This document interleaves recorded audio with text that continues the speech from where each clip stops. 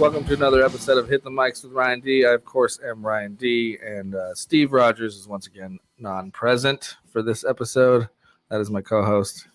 He does not live that close anymore, so we're still sorting it out. I know we're definitely going to do a host fuck episode this weekend. So that's what we call them. I was going to say, what is that? We call them host fucks. Host fucks when it's just us two. Oh, nice.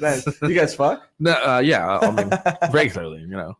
What makes a good partnership. I mean, and today I got a special guest. You've already heard his voice. Give it up for Josh Micheals, everybody. Yeah, I'm gonna clap for myself. Yeah, I know. I usually have a little sound button, but I'm producing all myself. I'm steering this fucking sinking ship. So, hey, dude, welcome.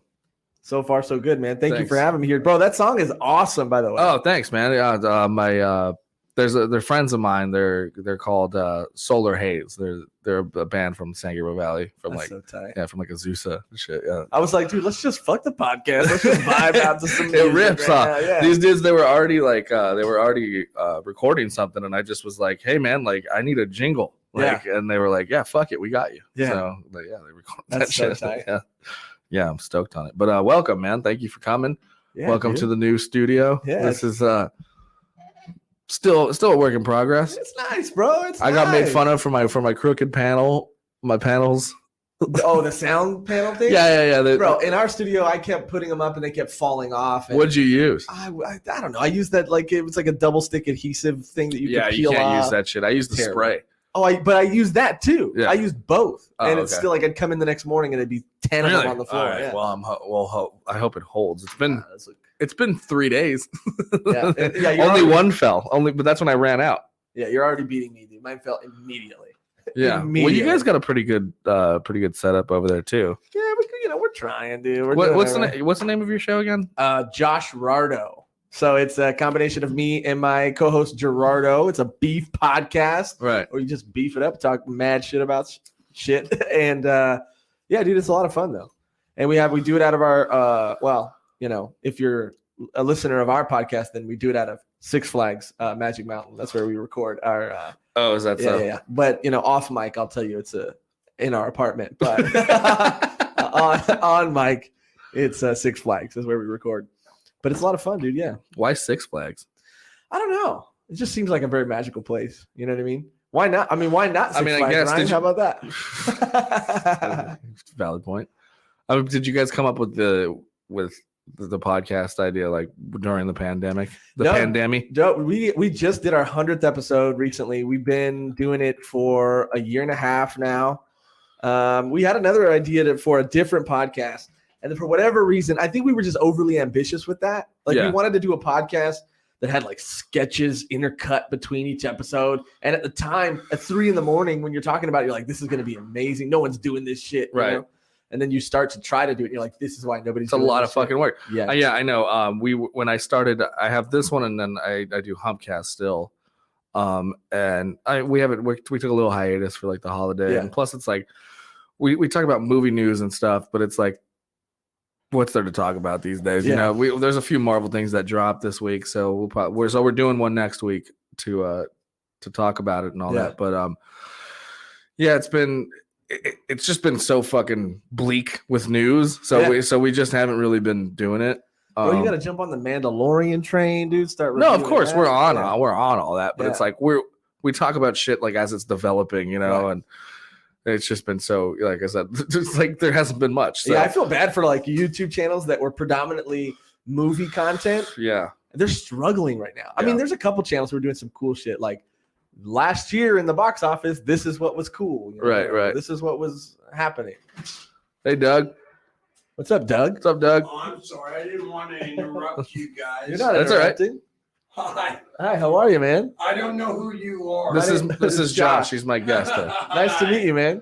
Oh, hey, it's a true pleasure. What do you think, man, about the studio and stuff? Oh, dude, it's nice, man. I like it. I Are like you it a lot. guys like actually podcasting? Yeah, we're in the middle right now. Yeah. Yeah. Let me get out of your way. I don't know. This came for you. Oh, okay. Yeah, that's the internet. That's cool. I have a lady that I pay $20 a week to come and get my mail because I'm a lazy piece of shit. So, All right, man. be good. Nice meeting you, Doug. What? Ha! I got your text, by the way. Which I one? locked you in. You here. locked me in here last night, dude. I ended up being in here at like I didn't even realize until like 1:30 in the morning because I was out here and then I was like, I should probably go to bed. Fuck. And then Vince fucking coming in. No, Ginger let me in because I ended up like I stood up and I was like passing out in my chair, so I was like, fuck it. Well, like I guess I gotta wait for somebody to get up. I So- got a text, so I look at my text and it says, dude, you locked me in the locker room.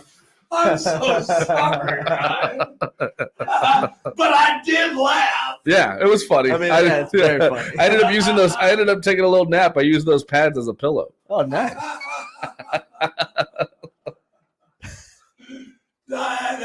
I'm sorry, I did. Yeah, laugh, don't worry about but it, I man. apologize, It's all right. brother. That's hilarious.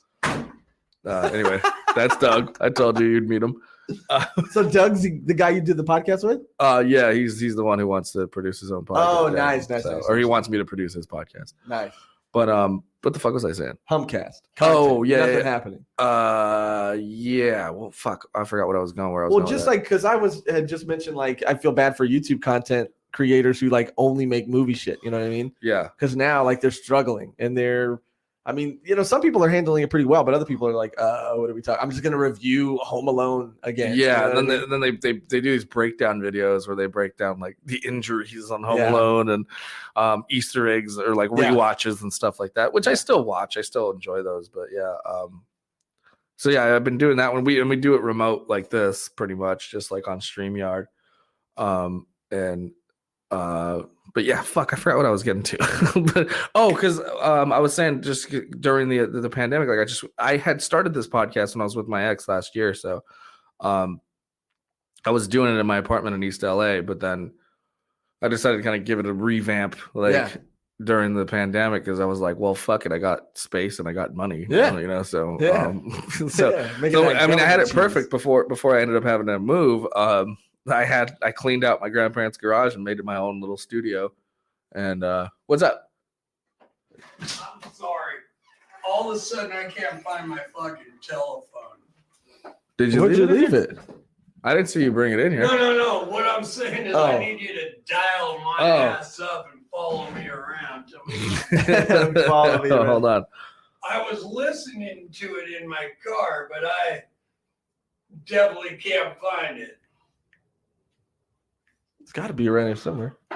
Yeah, I'm I calling. apologize. Yeah, don't worry, man. I'm calling it right now. You have really nice hair, by the way. You have like great fucking hair. I mean, like, I like guys that, they're like, I'm going to use a comb, Yeah. Me and Ryan, we're like, You got that nice, like, just got out of bed look, though. yeah, it's that fresh feeling. Yeah, it's natural, dude. I'm calling it. Yeah, here, follow me. I'm sorry, I'm stopping your podcast. Yeah, it's all right. I can always edit Make it. that fucker talk. I'll keep them entertained while you're gone, You dude. have them on your podcast. I'll keep everybody. Hello, everybody. You gotta talk to my people. Now that Ryan's gone, it's just me and you. This is the podcast that everybody wanted. Just me and you guys. I wonder if Ryan's going to keep any of this stuff in. You think he's going to edit it out? I don't know. Oh, Doug found his phone. Oh, I got to leave Ryan a hidden message. Shit. Fuck. I missed my chance. Well, hey, what's up, Ryan? Yeah, so Sorry about that. No, you're all good, dude. So that's Doug. I told you he'd barge in here. You called it, man. You called it. But anyway, yeah. Fucking YouTube people. Yeah. We've been able to make it work with what we could, but like I said, I just cleaned out the garage. I fucking made myself a space with the green screen and all that stuff. The only thing was it was hot as fuck throughout the summer, so getting people to come in studio was like, first of all, the pandemic, a lot of people didn't want to do it. So we had to do the StreamYard thing, which was fine, which is still good. We got a comment. Brazil. Hi, Brazil.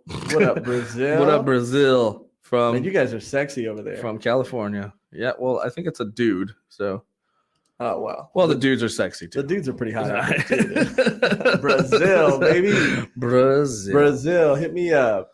But dude, I mean, it was so hard to get guests to come through when the pandemic first started, and I didn't want to I don't think either one of us, me and my co-host, wanted to do the whole Zoom thing. I definitely didn't want to do Zoom comedy shows. I didn't want to do Zoom open mics. Neither. I didn't want to do any of that shit. Man. And we were safe. We made it work. We're fortunate enough to have a group of people who were cool with coming by. Yeah. And we just made it work. And I'm glad we never did it because I had to do it for my other podcast. And it was just for a couple weeks. And it was a pain in the ass, dude, having to sync everything up. And yeah. Oh, that's what I was getting to was when we were doing Humpcast originally, you were talking about trying to do all the sketches and shit. And we didn't realize what it took to have multicam shit. So we were just kind of shooting in the dark. We were trying to figure it out. Yeah. So we had a GoPro going, and then because we didn't want to spend the money to get the what's it called? There's a stream pack thing that you can plug into. That's how you get DSLRs. Oh yeah. So you gotta so we were just not really gonna put any more money into what we already had, and plus we wanted to get video cameras for some sketches when we were doing shit. So me and my friend went in and bought 2 digital cameras, not realizing that they only shoot 20 minutes at a time. Yep. So there's workarounds though, dude. Yeah. Trust me. Okay, so what we did was we just had somebody hit and record every time. I mean, that's one. So this is and then within those first couple episodes when we were trying to go video, guess who was fucking sitting around until 2 a.m. editing these videos together to put up on YouTube. Terrible. I thought that was that your phone or was that another? Me. Was that another Brazil comment? Brazil, no, Brazil, dude. No, that was me and my brother. My brother just texted me that Debo died. Oh yeah, I saw that earlier, right before we started recording. Oh shit. Yeah, dude. It's pretty sad. Yeah, that sucks. Poor Debo. Rest in peace, Debo. Yeah, rest in peace. I hope squeaky bike. Yeah, I hope you got a big bike up there. A nice bike, multiple speeds. Yeah, and thank you for making me laugh when you were down here. That's this right. just turns into a Debo memorial. Oh shit. But yeah, dude, there's workarounds for all that shit, man. I mean, it's that's definitely one where you have someone just hit record, but there's also a bunch of third-party software that you can. I mean, it voids your warranty if you download it, but into your camera. But that's kind of another thing we were talking about too. If you really want to make something, you can figure out a way to make it happen. Yes, exactly, and that's what we were talking about before. Is just there's so many people who are constantly making excuses. Yeah, and it's I'm one of those people, which is why I try and surround myself with like-minded people. Yeah. And I'm just because I don't know if you ever saw this thing with Kevin Smith that really hit home for me, where he was talking about the root of his success was the minute he stopped hanging out with why people and started hanging out with why not people. Yeah. And he's and that's just what it is. He's don't surround yourself with people who are well, why would you do that? Yeah. He's surround yourself with people who are I want to make a movie. And they're well, why not? Yeah. No, dude, that's so true. And I feel I don't know, we've all been through different phases in our life or whatever, right? I remember working at a Marie Callender's and just getting blackout drunk every day and then wanting to do more shit. But then everybody around me was why would you want to do that? Yeah. This is the life. And that's that's the thing that's so trippy to me. Fuck, is that me again? Yeah. I mean, this Debo news is It's important. It's the same message. But yeah, no, totally. I know. And like I worked at a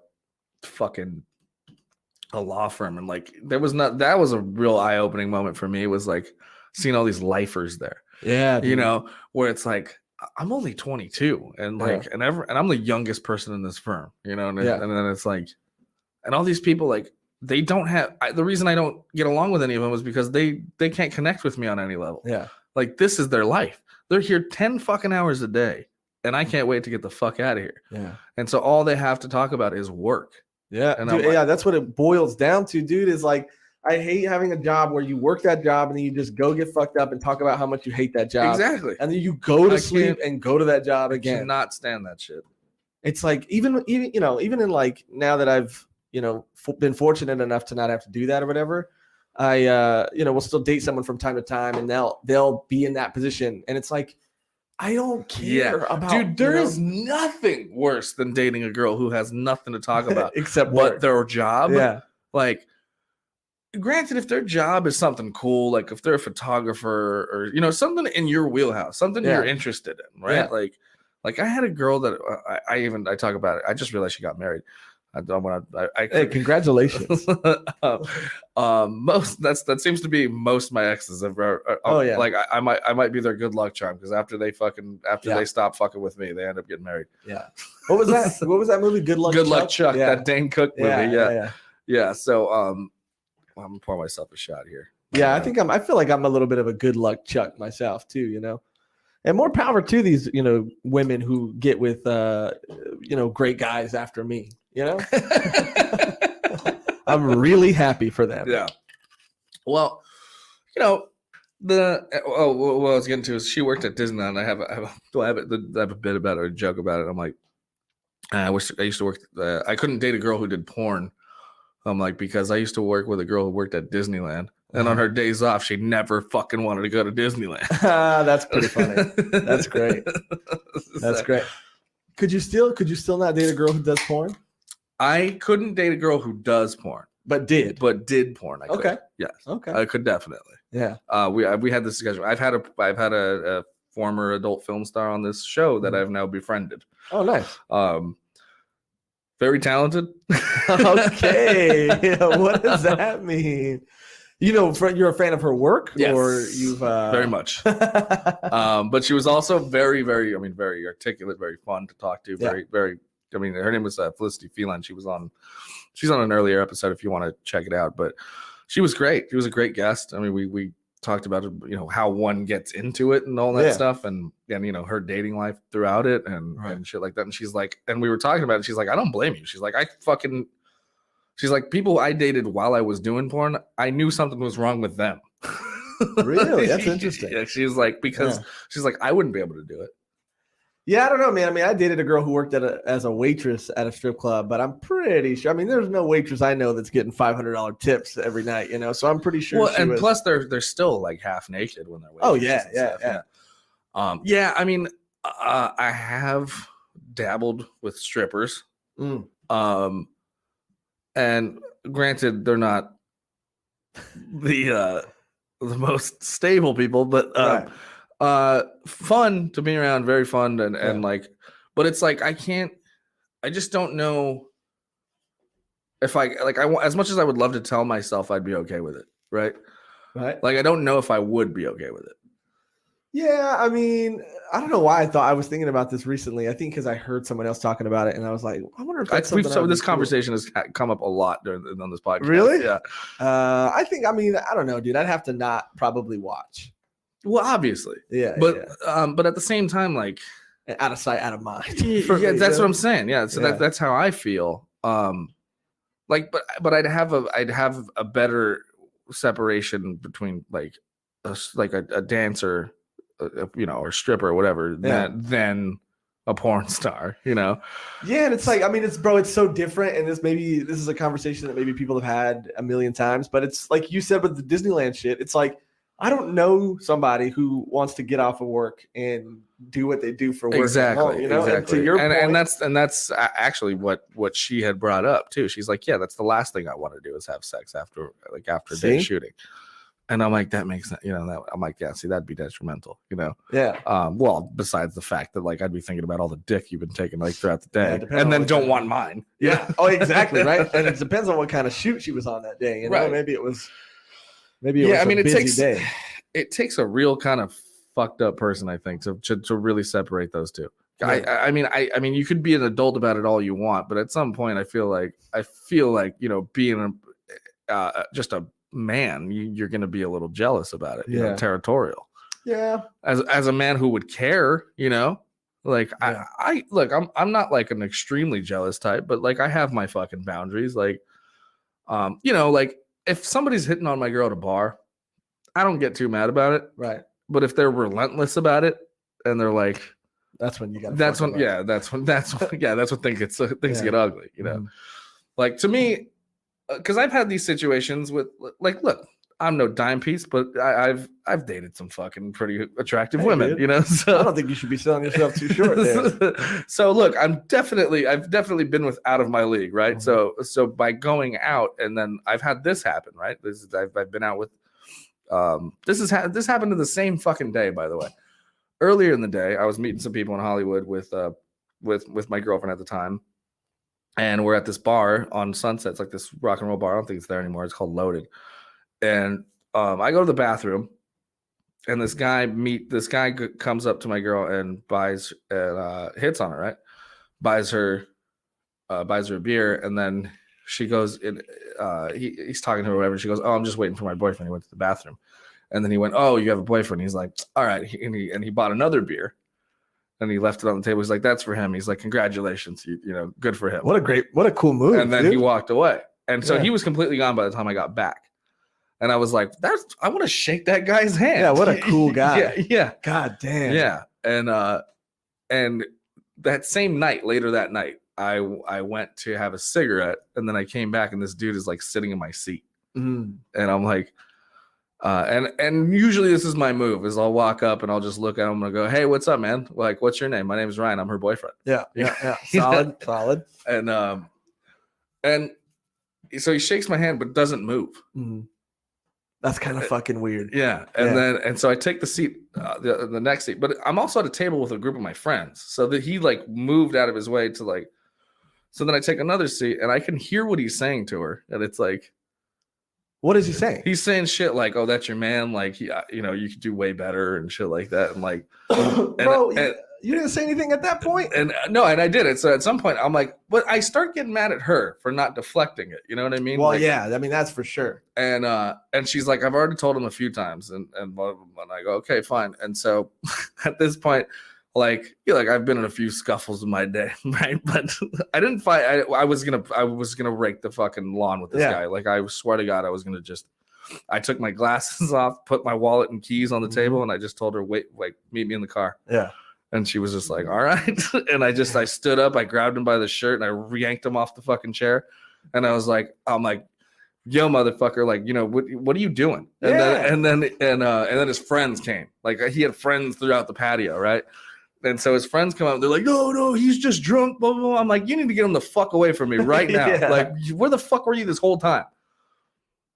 Like, lucky for that dude, really. Like, I was gonna go to jail that night. I mean, yeah, like, dude. I mean, I was in a position one time where I went out with this girl, and again, out of my league. And let me just talk to the people real quick. You shouldn't date out of your league unless, let's see, unless they're very secure.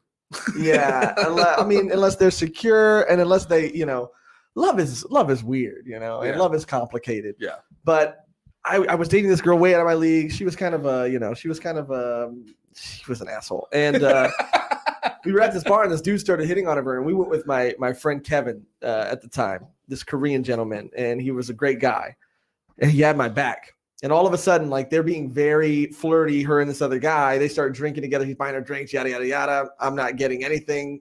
I'm trying to get her to leave. She's like, "No, we're having fun. Let's stay here."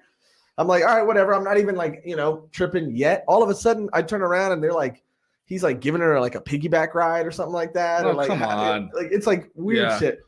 And I was like holding my friend Kevin was like, "I'm gonna fuck this fool up. I'm gonna fuck this fool up," And I was like, "Nah, dude, chill.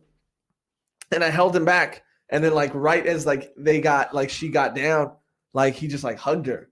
And I just like something came over me, and I just remember like releasing my arm off Kevin, and I just whispered into his ear. I was like, "Go, get in, dude, get in." Yeah. And then it was like releasing the dogs on him. Yeah, So yeah. shout out to Kevin. Yeah, I mean, you need boys like that. Yeah, You know, because sometimes it's not good form to fight the battles with you. You know what I mean? Even Yeah. though that's your fight. yeah, it's like fight, but It's not, yeah. but it's not good form on like your relationship. You know what I mean? Absolutely. You could be like, I was fine.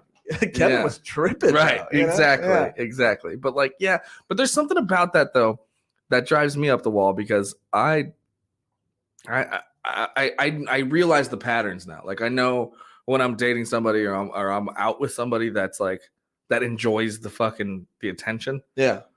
Like I don't fuck with it anymore. Like Yeah. because I spent so much time trying to diffuse situations where my, significant other was just was kind of like just fucking enabling the behavior. You know what I Sure. mean? Rather than diffusing these creepy dudes. Right. It's like they get flattered and so they Yeah. kind of just let it happen. Oh, And that yeah, pisses me dude. off. Yeah, and again, dude, I mean, I've been in a string of terrible relationships, and I dated this girl recently who was like, she worked at a pizza shop, and this like she would always complain about how these 50-year-old men would come into their pizza shop and talk about how much they hate their wives, and then just hit on her all day. Yeah. And then one day I was like, "Hey, you want to hang out after work?" She's like, "I can't. I have a lunch date." And I'm like, "A lunch date? What the fuck? What does that mean? What are you talking about?" And she's like, "Relax. It's not like a date, but I'm going out with like Dale or some shit. He's taking me out to dinner." And I'm like, "What?" And she's like, "Yeah, it's not like that. Like he just says that he's like lonely and he wants to like, have dinner with somebody and And I was like, "You could say no." Yeah. Like you could say no. You could say thank you so much. I'm so flattered. Dude, yes. If you ever want to come and hang out, we could talk here at my job. But I don't have to hang out with you outside of work. What the fuck is that? Right. And so, okay, that's funny that I know that. So there's a lot of that, yeah, for sure. And so that's why like I'm so cutthroat with chicks that I date now. I'm just like, I don't like this. I'm done. I just, you know what I mean? Like it's just because I was in a fucking 5-year relationship with somebody I thought I was going to spend my life with, right? Yeah. And then when that atomic bomb went off, and then I realized. I started to think back at all the other things that were wrong with that relationship, right? So I see the signs. I see them early, and I'm like, nope, not playing that one, not playing that again. I'm done, like, because I've learned from that, and I don't see it going anywhere if that kind of behavior is already like in front of me, Yeah. I mean, you trust me, dude. I mean, I've drank past so many red flags that I stopped being able to see anything, and then after a while I thought, okay, this is not good. And now I could see it obviously, and then it's also like being young too. Yeah. True. But it's not. I mean, how old are you now? 31. Oh, okay. I just turned 30 this year. Oh, shit. Well, I turned 30 at the beginning of the pandemic. So like at the lockdown in March. So I keep saying just turned 30 because I never got a birthday party. You didn't get to do anything? I didn't get to do shit. You know what I did? I got drunk and had a gram of cocaine in the garage. That's not bad. That's not too bad. I mean, my birthday was recently, and it was at the end. It was in the beginning of December, but it was at the beginning also of this like second shutdown thing, and it happened like right at the same time. And I was like, "Fuck!" Well, I was making fun of people who had early birthdays, like these fucking losers. Yeah. Like me being one of them. Yeah. Yeah, and I was like, fuck Ryan, whatever. And then because I thought like, oh, December, I'm gonna be good. We're gonna be partying in Vegas by then. Yeah. And no. Yeah. That's my karma. Wait, so you're turning 30? No, December 2nd, I turned 31. Oh, we're already in December. Holy shit. Yeah. Jesus Christ. Yeah. See, man, I thought today was Friday all day too. Oh, wow. I fucked up. Like, yeah, dude, you're all over the place. I'm all over the goddamn place. I'm all over the map.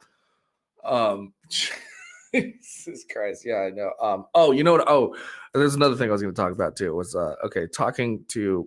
So I went and hung out with this stripper acquaintance friend, and her other stripper friend, and we had a great fucking time. Oh, yes. That kind of time. Oh, yeah. Okay. But we spent all day hanging out, drinking, other things. And then But one of the conversations that was had when we were sitting in the pool, right? And so I'm sitting, I'm like, I'm moderately attracted. Like, I know where I stand on the scale. Yeah, dude. I mean, you look like you could. You're like, I would feel safe in your arms. But that's the thing is being trustworthy is one of my traits. Yeah, it's not like a first jerk, knee jerk reaction that people know. It's not like if you saw me at the bar, you'd be like, I could trust that guy. Yeah. I mean, maybe I don't know. I think again, I think if I saw you and didn't know you, I'd be like, I could tell him my life story. maybe. Yeah. But okay. But my point was, so this girl was telling her homegirl, like, she's like, we've known each other a long time. And she goes, I never thought about him that way or whatever. She's like, but now I just think he's sexy as fuck. And I'm like, yeah, because you know me now. Sure. And I was like, if I walked up to either of you at a bar, you wouldn't give me the time of day. Right. And I was like, but because you've sat down and you've talked to me and you understand that I'm a real person who has real reaction and actually listens to you. Yeah. I'm like, that's what makes me attractive. Which is kind of like, when you think about it, it's like, damn, does nobody else do that? Yes, no one does that. That's exactly it. Yeah. But think about this, though. So that's why I was like, but also you guys don't hang out at places I go to. Right. I go, you're part, you're there to entertain, or you're at these clubs or whatever. I'm like, where you can't even fucking communicate with somebody. True. And I'm like, first of all, and I was like, and you got to, and everything's all about like a, face value. It's not like, I'm like, and for me, like, in order for me to actually put in work or to get anybody to like me I have to talk to them. Yeah. And if you don't give me a chance to do that, then you're never going to know me. Yeah. It's a game you got to learn to master. You know what I mean? I for real. I mean, in high school, I mean, that was my game. I was like, yeah, I mean, same here. Because first impressions, I mean, they're like, look, I don't want to. I mean, like, look, I know I'm not ugly, but like, and like in high school, but yeah, same thing. It's just like I was a funny lanky dude. I was awkward looking in high school too, though. Like, I was handsome, but I couldn't grow facial hair. I was lanky. This is the best I've ever done. Looks pretty good. Thanks. I was like a lanky, skinny, fucking. I was a drama geek too, so everyone thought I was gay. Yeah. And like, but like, by hanging out with girls and talking and listening and shit, rather than, whatever. You're in high school, you want to fuck anyway. Like that's kind of. But I don't know. And for me, and it takes a while to get that maturity to be okay with having a monogamous relationship with the opposite sex too. Yeah. Don't you think? Yeah. Like I'm at this level now where I've had girls over here a couple times, and just like, if you're not into it, I'm not into it. Obviously, you know what I mean? Yeah. Like, I'm not going to sit here and try and fuck you all night, and not only that, like, I'm enjoying your company. Dude, 100%. I mean, dude, I had a girl come over, and the plan was to come over and fuck. Right. That was the plan. Right. She got there, and we just started talking and hanging out, and we were like, let's just do this. Like, this is cool. Yeah. You know what I mean? Like, we don't have to do that other thing or whatever.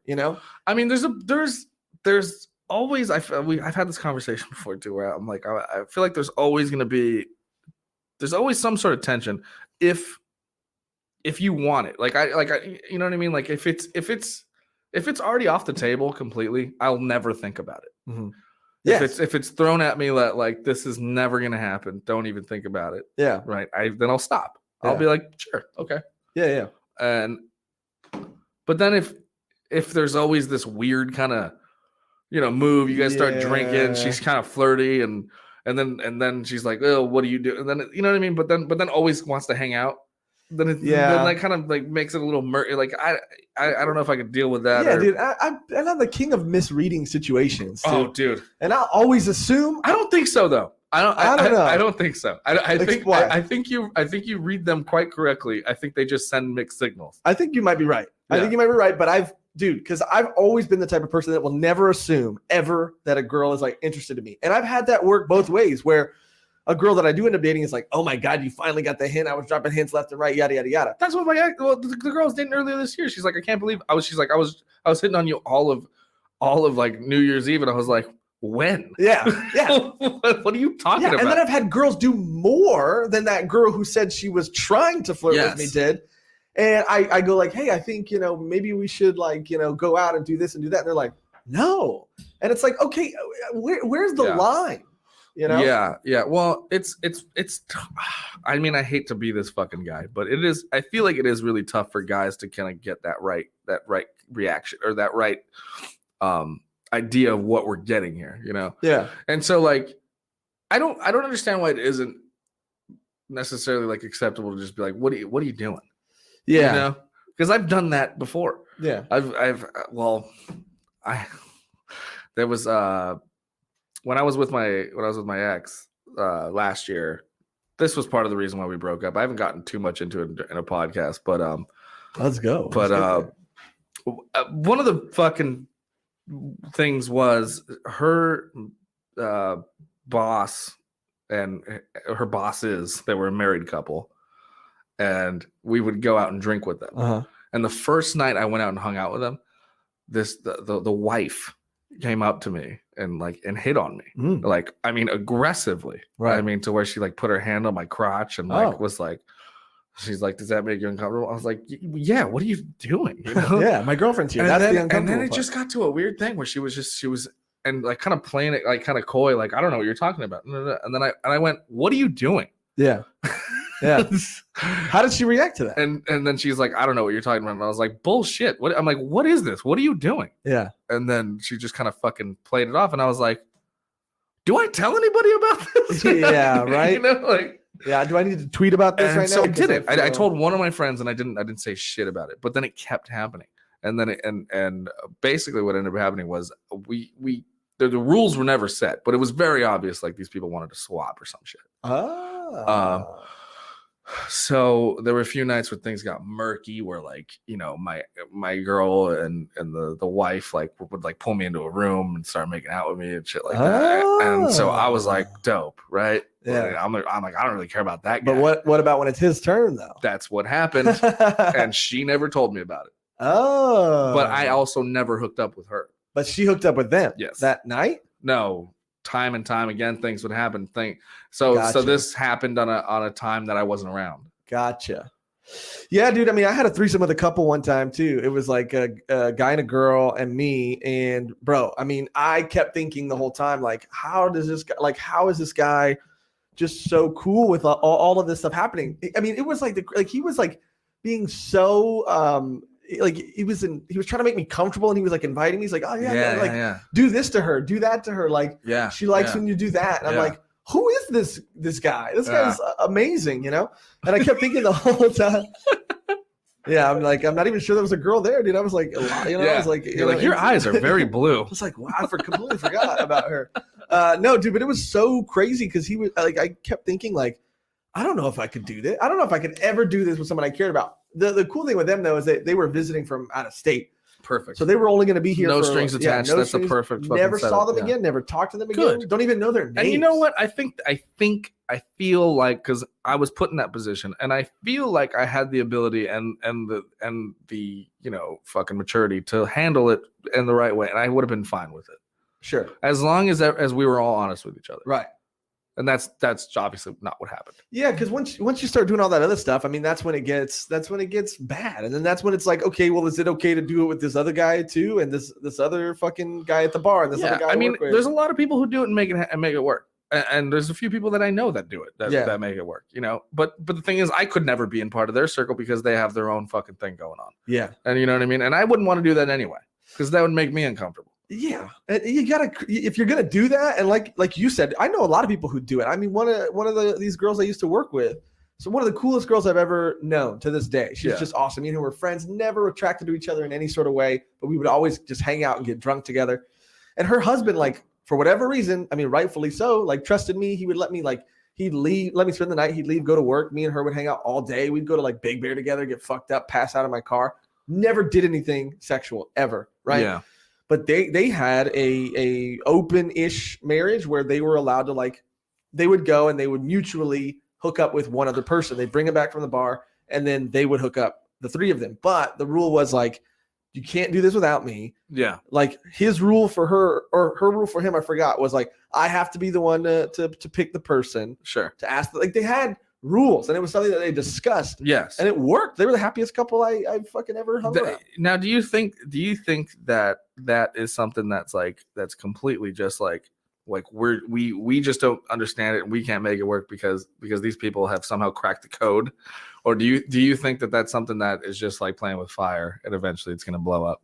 Dude, if you would have asked me before I met this couple, I would have said playing with fire. But now I feel like they just, I don't know where it comes from. It could come from just like how they were raised, or like their confidence or their security with each other. And maybe we're not like either or. Maybe we just haven't met that person yet, who makes us feel that way.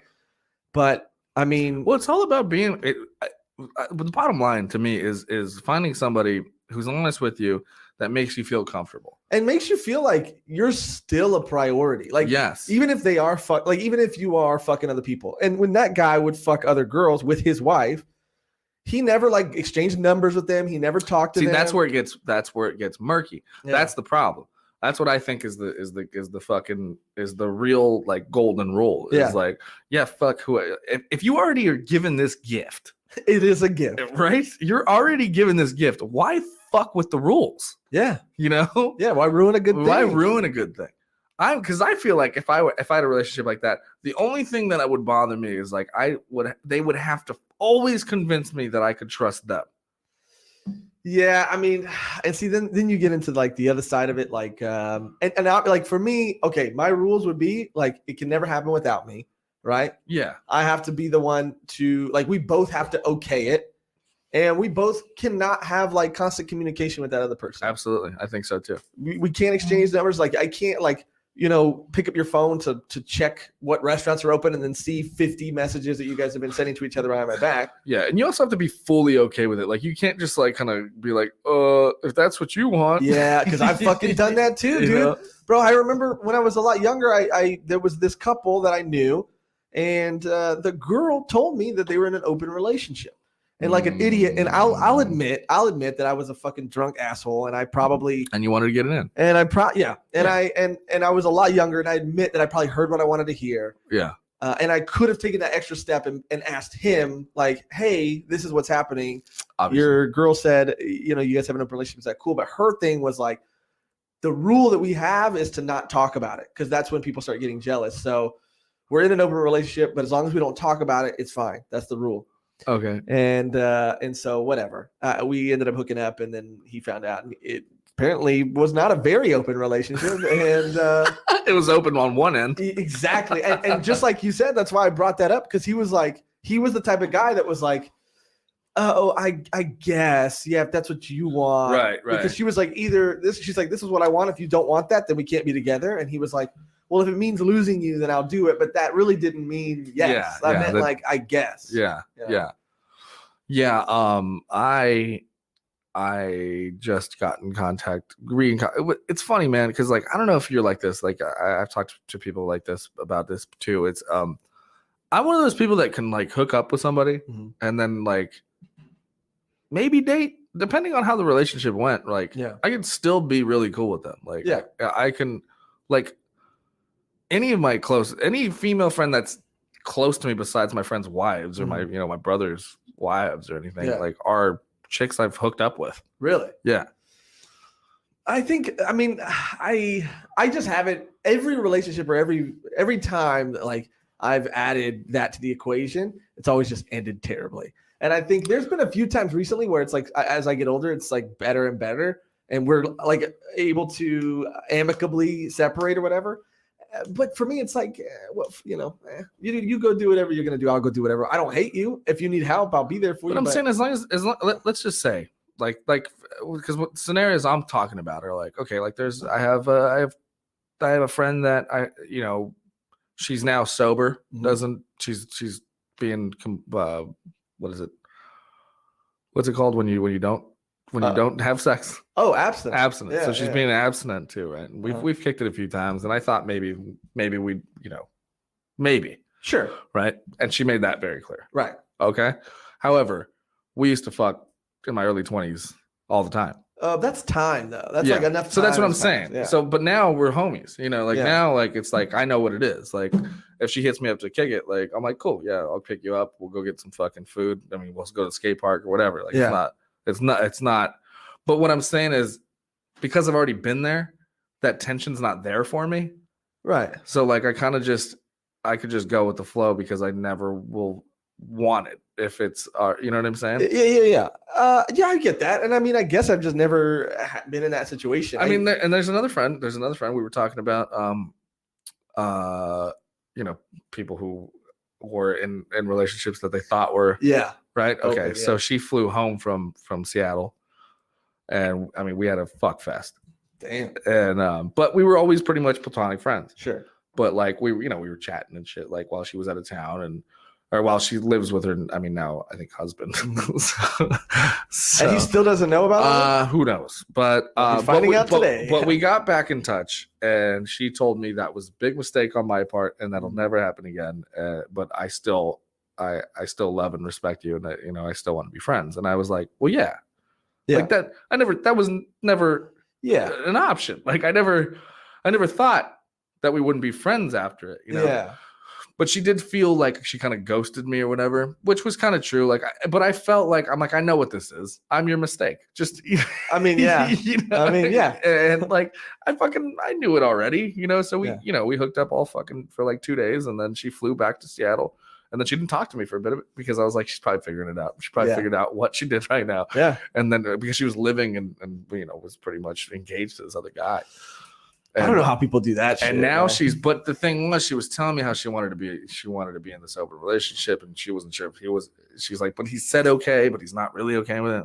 And then so it was like, she came home, we had our thing, and I think it was almost therapeutic for her to realize maybe that's not what she wants. So back again to our good luck Chuck thing. Exactly, dude. She figured it out. You're welcome. You're welcome. So that's what I'm saying. Like, but again, like with her, if we could, we video chatted the other day, and it was just all about, you know, how much she cared about me, and hope that things would go well and stuff like that. And was just like, she's like, I've been thinking about you. I'm just kind of worried if, you know, I know things haven't been going your way and all this stuff. And I was like, well, I appreciate that. You know, she's like, well, you know, I felt bad. Like, I left you, you know, on the hook. I didn't, and I was like, well, I wasn't really, you know, come on. Give me some credit. Okay? I can take care of myself. Yeah. Don't pity me right now. Yeah, exactly. But, you know, we had a full on conversation about it. And like I said, like she and I could probably, you know, we could chill. I wouldn't even doubt, like, if I'd probably get along with her husband or whatever too. Sure. You know? Would you feel guilty? No. If he didn't know? I wouldn't ask. Yeah. Hey, do you remember? That's so crazy when we fucked that one time. But you don't think if he didn't know that there'd be a part of you that'd be like a little weird around him? No, because I don't know him. Okay. I don't know him. I get along with him. Whatever. Sure. Yeah. If I did, you know, who the fuck knows? Yeah. Maybe he does know. But who needs to know? Yeah. Who needs that kind of information? You know what I mean? Like think about, I don't know, man. See, because I don't know. I might be just I don't know if I'm just saying this because I think this is how I feel, or if it is actually how I feel. You know what I mean? Like, because I've dated girls who always want to know if you've dated somebody else when you bring them through, right? Right. And I'm always like, I'll leave it out just because I don't see them that way anymore. Yeah, but that happened while they were together, though, right? Yes. So I think that's the difference, right? True. Because I think you're right. Like, dude, fuck. Who I've like, because I had dated a girl who would get pissed every time she would find out that I would. Right. Or why wouldn't you tell me that? Well, because I didn't think it was fucking important. Oh, I also didn't know you at the time. Right. And who cares? So, who cares? You know. But I think that's the difference in the situation. I think so. Yeah, I think you're right. We'll call him right now. But it's not my place. That's their relationship. Sure. Yeah, and you're right about that. Yeah. That's like, you know what I mean? Like, it's not like, you know, sure, if she invited me over for Thanksgiving or something, and then I'm that, like, I probably wouldn't go, honestly. Yeah. You know? Yeah. Like, I mean, for sure. You know what I mean? It's just whatever. That's not my place. Yeah. But yeah, fuck, I don't know. Yeah. It's crazy. I don't man. know. And I always think about this too. Like, you can never, I feel like you can most of the times not get mad at the person who's a part of the home wrecking, but the person who creates that scenario. Yeah. Another story. I found out a girlfriend of mine was cheating on me, and I called the guy. I found the number and I called the guy, and we had a very nice conversation. Yeah. Yeah. And I was like, bro, because apparently, according to him, he could have been lying too, but he had no idea about me. I had no idea about him. I had a similar thing. Yeah. This girl, I mean, I thought we were getting pretty serious and shit, but and I met her while she was like on a breakup, right? Apparently she went back to her ex-boyfriend. I had no idea. Right. And the whole time, I mean, I was the other guy, and I was like, how the fuck did you even have the time? Yeah. Like she was spending the night at my apartment, like, and I was just like, holy shit. And basically what happened was she sent a group message, or she sent a photo. It wasn't anything, but it was just like a picture. And she sent it to both of us.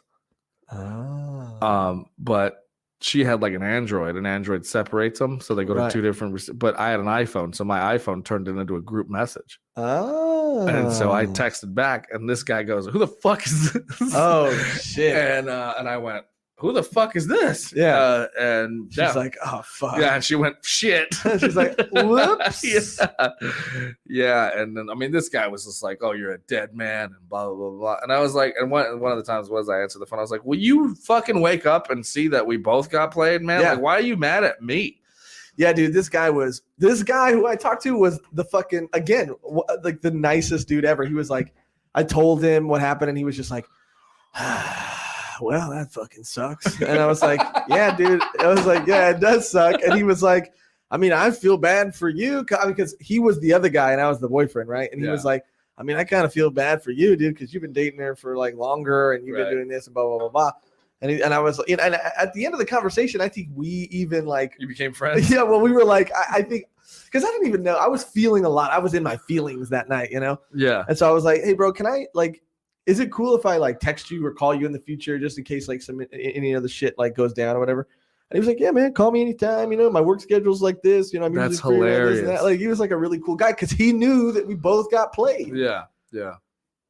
And it happens. I gotta say, I really didn't think this entire conversation was going to be about dating. We can switch it. What do you want? Throw in something else. Dude. No, it's just I'm over it. You can tell, right? Yeah. You're doing great, man.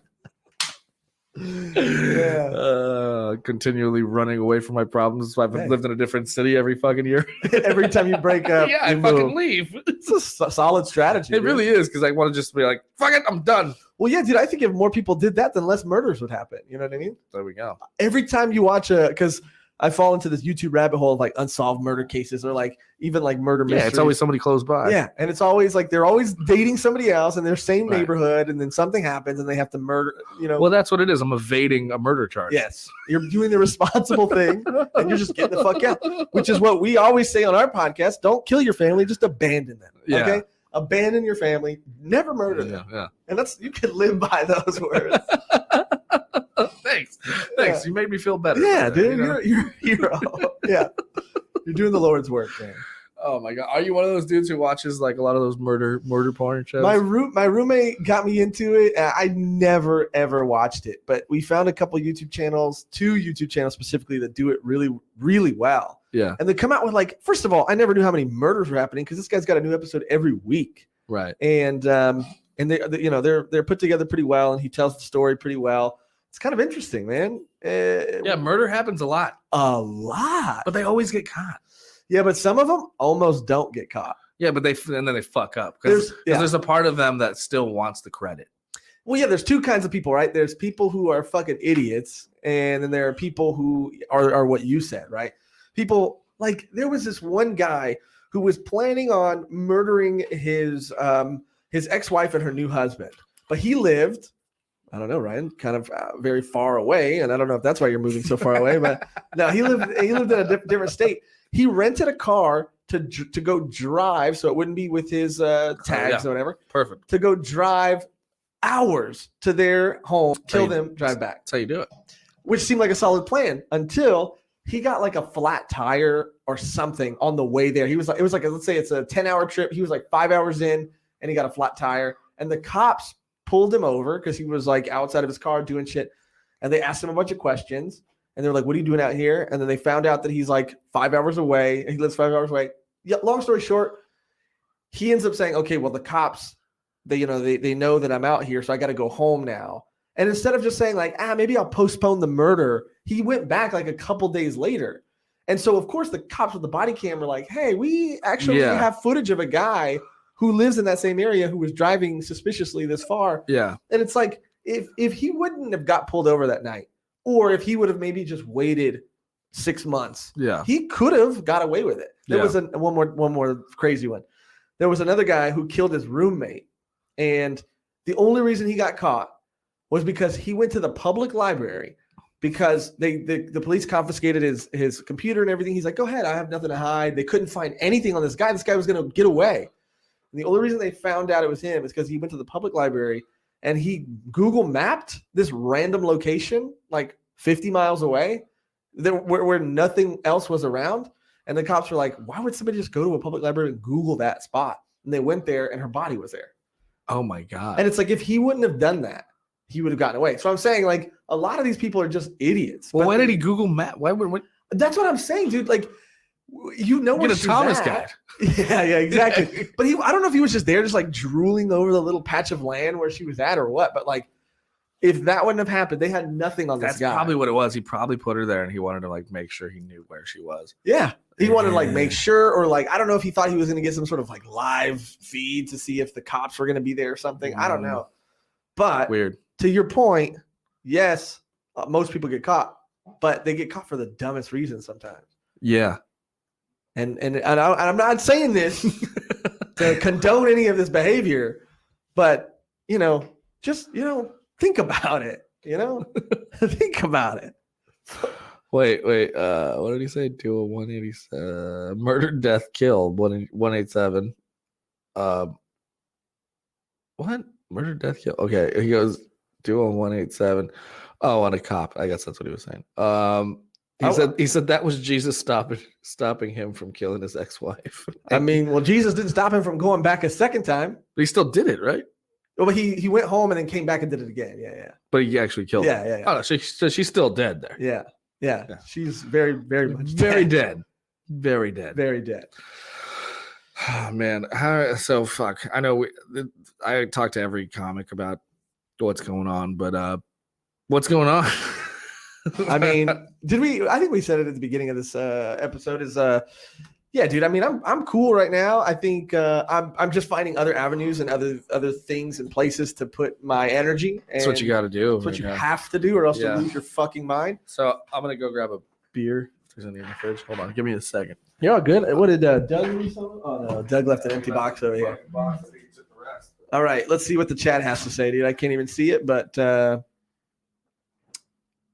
can't. I wish I could read what you guys were saying, but I mean, one guy said, "Oh no, Doug actually graced us with more beer." Oh shit! He took the box out with the empty one. Fucking Doug, dude, what a great guy. He's a great guy. Yeah. Anyway, yeah. So I'm trying to.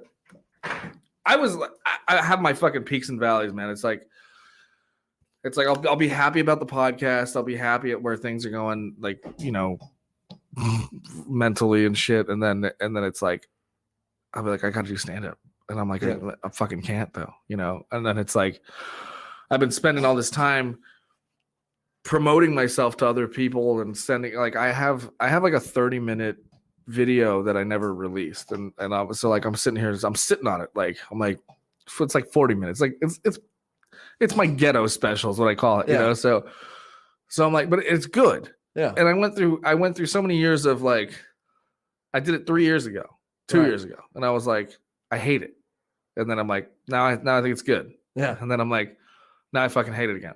And now I'm here and I'm like, it's good for what it is. Yeah. And I'm like, and it's pretty solid. And I'm like, I should put it out. Well, yeah. Did you put it out? Not really. I send it to people just to kind of enjoy it, Yeah. I held it so preciously because it was like all my material. Yeah. It was like almost an hour of all my shit. So at a dive bar, at the Silver Dollar. Yeah, I did a special event where I sold tickets. I locked the doors and I had fucking cameras and shit.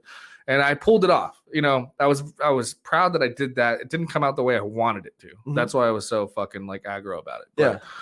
But times passed. I'm like, it's still fine.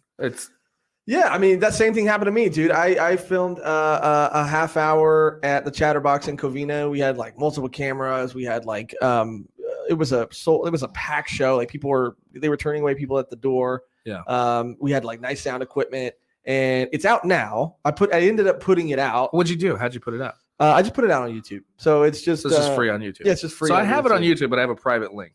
Oh, see, mine's public. So what I was thinking of doing is like putting it up on Patreon. Oh, okay. So that like people could give me $5 for it at least. Sure. Something like that. Yeah. I just wanted more eyes on it. I just wanted as many eyes on it as possible but to your point, the only reason I bring it up too is because I did the same thing you did.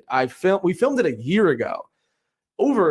Actually a year ago. It was on my birthday last year. And I, in my toughest critic, and I saw it and I was like, I don't think I'm going to put this out. I could have done this. I could have done that. I could have said this. I could have said that. And no, you're good. I was just really hard on myself, and I looked at the footage. And, as we are. Yeah, and I was like, I don't think I'm going to put this out. And I just that was it. I was not going to put it out. And then fast forward to obviously everything happening that happened with the pandemic and everything. And my friend, who's an editor who helped me film it, he got coronavirus, and he was like quarantined at home. Oh, shit. And he was like, dude, I'm so bored. Like, I can't go anywhere. I can't do anything. Like, I need to work on something. I need to be creative. Yeah, and he's like, send me that footage and I'll cut together everything for you because I'm just so bored. Yeah. And he is an editor, and he did film it, right? Yeah. So I was like, all right. So I edited mine I did it all myself. You did? Yeah. Well, I have a friend who's like a writer-director. Mm-hmm. So I had him as my director. Right. But he and I pretty much, actually, I did all the editing myself. Right. Yeah. But I sent it as I was sending him the footage, it had been a year since I had done it. And I looked at it again, just like you said. And I was like, oh, that's not as bad as I thought it was. Yeah. I don't know why I was being so hard on myself. Like, I think this is pretty cool. I'm actually pretty proud of this. Like, I'd love to put this out. And so I sent it to him. He cut it together, and then we released it. And I could have maybe tried to put it behind a paywall or something, but I just wanted as many people to enjoy it. I already wasn't going to put it out. And then when I realized that it was something I was actually proud of, I just wanted people to see it and enjoy it and hopefully like it. Yeah, so I'm definitely going to do something with it soon because it still holds up. And it's still very relevant. Like, but like you said, yeah, I mean that's the struggle of an artist, right? You're never satisfied. Yeah, it's never good enough. But like, yeah, I think for me, it's just we come up with these expectations of what we want it to be. Like you have this like idea of what it's going to be, and then we don't have the means or the budget to do exactly what we want to do. Yeah. So we kind of have to like grasp at shit that we're capable of, and so you just make it for what it is, and so it's disappointing sometimes, but yeah. Yeah, I'm pretty proud of it. I think it's a solid set all the way through, and I just showed my roommates it today, and they fucking loved it. But I mean, yeah, that's great, dude. I mean, I say fuck it, dude. Just put it out. I mean, as more time passes by, the less it might. I don't want to say. I think it'll always be funny, but I think it'll stop. It'll be less relevant, maybe, or it'll be. Yeah. Yeah, and I think right now is the time. You just reminded me I got to fucking do something with it because, like I said, it's solid, and but I need money, man. Yeah. Like, I mean, not to fucking toot my own horn for very long, but like I just last year, I mean, I made so much money doing stand up, and not that I do it for the money, but like to be somebody who was like paying my fucking rent on stand up and then all of a sudden I don't have any sort, you know what I mean? Like it feels weird doing it for free again. Yeah. To where, cause like I felt like I had finally broken that threshold. Like I was like I even for, I'm not even saying like I was making big money. I'm just saying like I wouldn't go out to a bar show for anything less than $20. You know what I mean? Like it was like, just because, I need gas. Like, it's like, I know I'm good at this, So if you want me on your show, I'll need at least 2 free drinks and fucking gas money, like at least. Yeah, minimum. Yeah. And, you know, and I used to fucking get upset with people to come out and who would like, you know, ask for payment for coming out and doing, you know, the silver dollar and stuff. But like, well, I mean, I did that show twice and you always gave us free drinks and stuff. Yeah. Beer was always on the house. Yeah. And if you stuck around all night, I always tipped out the tip bucket. Yeah. So, so that was like way more than a lot of shows do. Yeah. Some shows don't give you literally anything. And if I really wanted you to be there, yeah. I would pay $20 out of pocket. Sure. Just because I want you there. Yeah. You know? I mean, I've had people hit me up before when I've booked other shows and I kind of respect it. It's hard for me to do it, but I respect it where they'll say like, hey, I really do appreciate this and I'd love to come do it, but I'm going to need X amount of money. And it's usually like $20 or something. Yeah. $10-$20. Yeah. Dude, like, and here's the thing is I don't like when it's like a bar show. I'm producing a bar show and we don't negotiate at all. But then they go, "What's the pay?"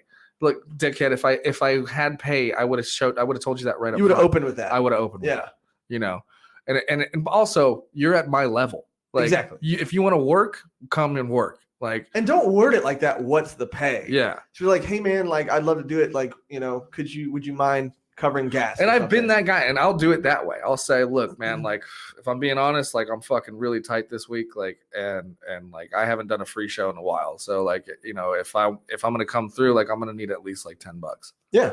And I don't think, like I said, like when I got that message from a guy who I, you know, respect, I mean, I respected that too. Like, yeah, this guy knows what he's worth. And the truth is, like, I truly. And what's believe, $10? What's $10 for fucking? I'm doing 10 minutes of my A material for you at your fucking shitty bar show. Yeah. You want me there because you want a good show. Yeah. And what's $10 out of your pocket to get me there? Yeah, and I mean, really, it's crazy because like if anybody else who's not a comic is listening to this conversation, they're like, really, they're $10, you know? But it's like, yeah. I mean, because I guess what I'm assuming is that some people might be thinking like $10 is nothing. Like, why even bother asking for $10? But that's gas. You know what I mean? That's my ride there and back. Yeah. Like I'll legit be doing spots all week long, dude. Yeah. And so if this is a booked bar show, like I'm going to need some sort of compensation to get there. Otherwise I can't make it. Like it's more like it's costing me money to get there. You know what I'm saying? Like, whereas like if I'm going to do that, I may as well go to an open mic at a club.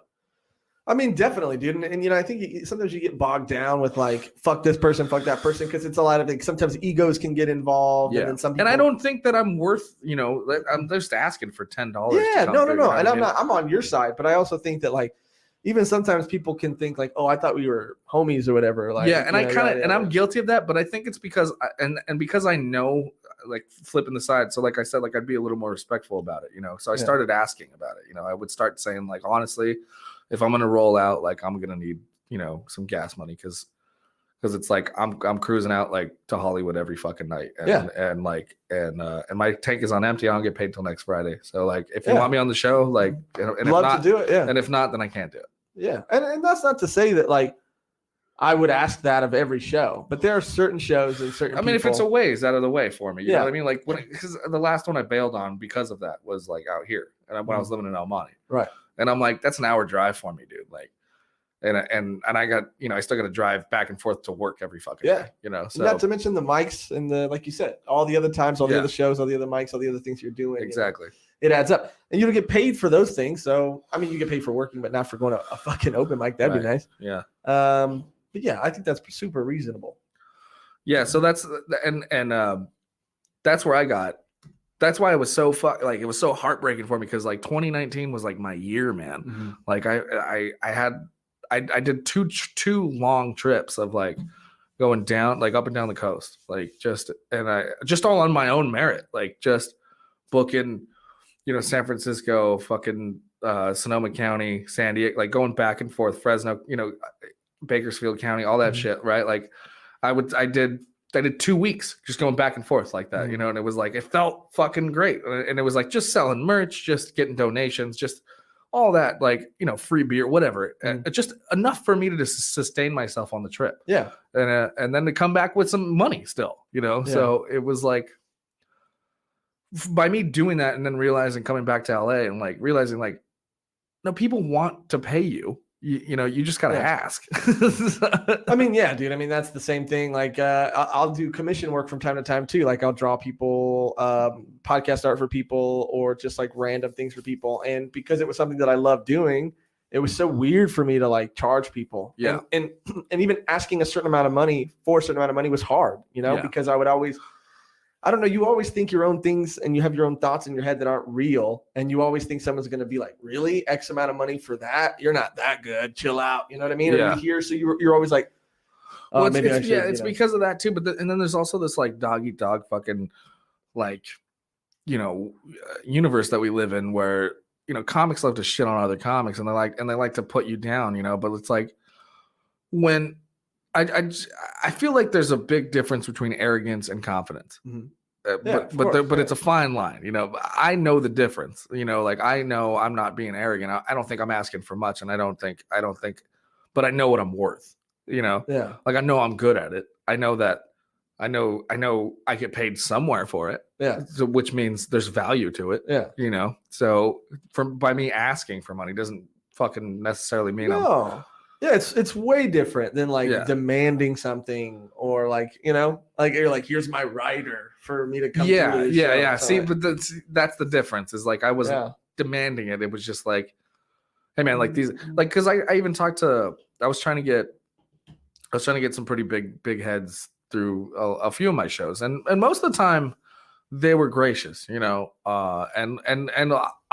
I got some pretty big names that I'm pretty proud of to come through just for fucking $30, $20. Yeah, you know what I mean? Like, and I was talking to a few, like I was talking to Earl Skakel, so I semi know Earl, not, we're not like friends or anything, but I was talking to him about it and I wanted him to come out and do my Roadhouse show in Milwaukee. And I told him I'd give him $50. And he was like, that's just out of my way. And he's like, I'm kind of just over doing those things. And he's like, it's nothing against you. He's just like, I've just kind of made a choice to just. Sure. And he's like, and I'm sure your show is fine. He's like, I'm sure it's a fun show. He's like, I've just decided, like, if I'm going to go out there, he's like, it's just kind of not worth my career anymore. Yeah. And I was like, fair. Yeah. That was a solid and articulate way to tell me no, but here's why. You know? Yeah. And not to like, I mean, he covered all his bases and he said what he had to say, and it's hopefully the honest truth. And you have to respect that. For sure. I'm sure you do. For sure. I do. I mean, if I was, look, I mean, I haven't been in the business as long as he has. And so I feel like one day I'll get there, where it's like, I'll just be like, you know what? It's not worth it for me. Yeah. Yeah. I mean, it's so crazy too, when you're at this like sort of in between. I mean, I don't know, dude. I feel like I've kind of really been, and I don't want to like shit on anybody who's like really been going through it or anything, but I feel like I've kind of been at least hopefully making the most of this whole pandemic kind of thing, because I have to, dude, or else I'll lose my fucking mind. Yeah, or else I'll go dude, crazy. Absolutely. Yeah. And so, I mean, I've just thrown all of that energy into podcasting and, making videos, and, I still get commission work from time to time. But I actually like, and I miss stand up. I super miss it. And I've done a few outdoor shows here and there, and they've been great. Like, and every time I do it, like I am kind of on a high afterwards for a couple of days. Like, damn, that I fucking miss this, you know? Yeah. Then that goes away, and then I kind of think back to all the things that I would do, and I think to myself, like, man, I can't believe I used to drive, all the way out here for 2 minutes of stage time, you know what I mean? Or 3 minutes, right? Every Tuesday, or I would do that multiple times a week. Like, I look back and I mean, there are things that when comedy comes back, which it will eventually, no matter how long it takes. I mean, those are things that I'll still do again, but I don't think I don't know. It did put a lot of things into perspective. And you talk about value. It made me like realize like not even what my value is, but like also other people's value. We put people, especially in this like community, right, on pedestals because they have this credit or that credit or then this and then that. Right. But then there's some people who like when this went away, like they went away. Yeah. And then you're like, oh, okay, that's kind of interesting. That's like, and that to me is like really with all that creativity and with all this like, these like, I guess like fans that you say you have, or this thing that you say you're doing, like it shouldn't be enough for just this to take it all away. Yeah, I agree. know? I agree, which is why, but that's also why I'm oh shit. So that's why I'm struggling so much, because I'm like I know I have this drive, right? But then it's like I get so fucking discouraged sometimes that I'm just like, well, what's the fucking point? Yeah. You know, and then Yeah. and then it's like, but then it's like I'll wake up one day and I'm like, oh fuck, I got a podcast today. Like I don't even fucking feel like doing it. And then I do it, and then I'm like, this is why I do it. I fucking because I feel great. I feel like I did something today. Yeah. You know, I feel like I accomplished something. I feel Yeah, and even that is like doing way more than so many other people. Like I can't tell you how far. One thing I do have in common with what you were saying earlier about the talkers not doers is like I hate when all these people say, especially now, like I'm gonna do this, I'm gonna do this, I'm gonna do that, and I hate really when people start posting about it on their stories. Constantly. Like coming soon is like one of my. I hate that the most. Yeah. Like, well, I'm guilty of it, but I had to I had to postpone so many different projects because of all this bullshit, and then everything I ended up going through. So it's still coming, guys. There's something that we're doing that I'm like, I'm super excited for, that I really want to do, that we're going to do. It's just we have to keep putting it on hold. There's this we even got the graphics for it. Dude. Yeah, it's ready to go. Well, no, but I mean that's like, even that's different. I guess what I'm talking about too is more like you can tell when people are doing it and they actually, because I've done it too, right? But I've usually only done it when I've had, like, for example, when I put my special together, or my, what'd you call it? A ghetto special? The ghetto special. When I put my ghetto special together, yeah, I already had it done, or actually I was kind of still cutting it together and just like, you know, fine tuning it. But I would say like coming next week or whatever, but that's because I already had it done. Yeah. I guess what I'm more so talking about is people who are saying that, and then these people have a habit of never making anything. Yeah. You know, and they're like, hey, like, you know, I've seen people say like, hey, would you guys be interested in this kind of content from me or whatever? And they'll put like a poll on Instagram. It's like, just make something. Like how many people have OnlyFans now? Oh, a lot of people have OnlyFans. Oh my God, so many. Yeah. And look, the girl I was dating earlier this year, I was like, why not? Let's do it. You know? Yeah. So, I mean, to go back to the question of could I be with somebody who does porn? Yeah. If it's with me. Yeah. Yeah, totally. Would you be neck down kind of guy?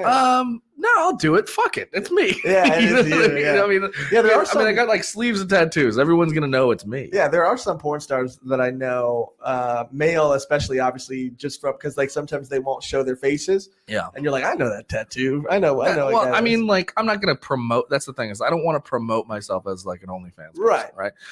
So that's the only thing, is like, and especially no one's gonna be watching it because of me. Exactly. Right. So I mean, you know, the chick I was with was fucking hot, and she used to sell panties and shit, but had a problem with porn for some reason. Yeah, but it doesn't make any sense. It doesn't make zero fucking sense.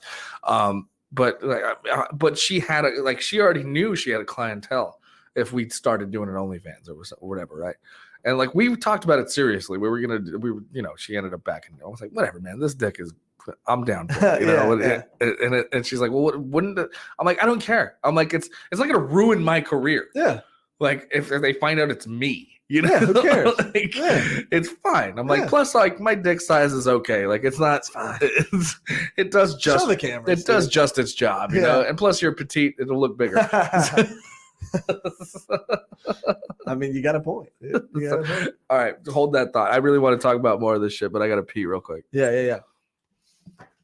Any new things in the chat? Let's see what's going on. He said, "Put your album out on." DistroKid, and it will put your show on all audio platforms. Hey, that's pretty cool. Yeah, I'm gonna look this thing up. It's DistroKid.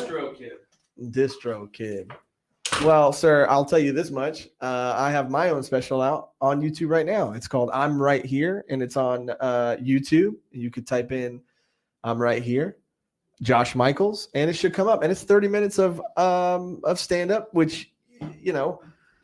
Look, I'm pretty proud of it, and I think maybe it'll make you laugh. And so why don't you just check that out? How about that? Why don't you do that? Why don't you type that into YouTube? I don't know why. I feel like I'm being very combative right now, and I apologize for that. But I'll also check out that thing you were suggesting. But yeah, dude, I'm right here. This is going to be a commercial while Ryan's peeing. For that, it's half-hour stand-up. I think it's funny, but I'm biased. And I made another video on my YouTube channel, and it gets a lot of hate. consistently, I'll open up my YouTube app and it'll have one comment of hate. I'm talking to this guy right now. I'll give me a second. Every day I wake up, it's another guy. It's another guy saying some shit on there, and it fuels me. It fuels me. It hurts me sometimes too, but it fuels me at the same time. And that's where I played a virtual. I did a virtual open mic online and streamed it, and the audience can heckle you and stuff like that. So you should play that game. How about that? Have you ever played that game? It's a game called Comedy Night on. It's on Steam. No, it's an actual. Wait, it's a virtual open mic, dude. Oh my god! Now, why would I want to put myself through that? It's awful, but it's so bad it's good. Like people can in the crowd can hook up their mics and they can heckle you. And of course, it's just people saying the most outrageous shit. You know what I mean? It's a lot of people saying the N-word or whatever. But also. You can't get a joke in edgewise. No way. But it is so bad that it's good because you just end up screaming at people, and it is pretty funny. That sounds like we need to live stream this game. Oh yeah, dude. That sounds like we need to. Oh yeah. Once we get this monitor hooked up here, maybe we'll do a. What is it? What's it called? It's called Comedy. It's called Comedy Night. It's called Comedy Night. Dude, you make your own avatar. You stand on stage. You can run your own rooms and give people like get the 2 fuck minutes. Out of here. Yeah, 2 minutes, 3 minutes. You can create your own they have mixed mic rooms where people can play music if they want. They have really, yeah. You can name the room whatever you want, knock jokes because people don't they'll just they don't do actual comedy or whatever, so they'll just say this is a knock joke room, and then they'll just who runs that room? It's always 12-year-olds too. 12-year-olds will pop in there sometimes too and start saying some wild shit. They'll start talking about fucking my mom or something, but yeah.